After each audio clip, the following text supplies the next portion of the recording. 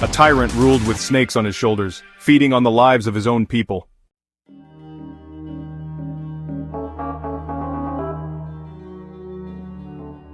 Each day Dahak demanded blood, his reign soaked in fear and death.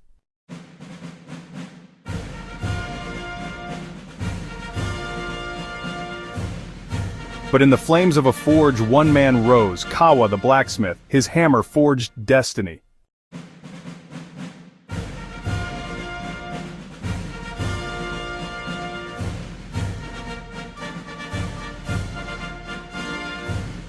With one strike the people rose, torches lit the mountains, fire became their banner.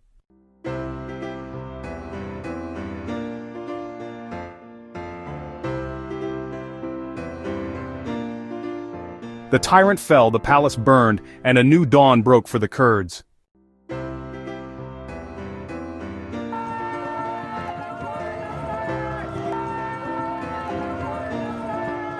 That fire became Newroz, the eternal flame of freedom, the rebirth of a nation.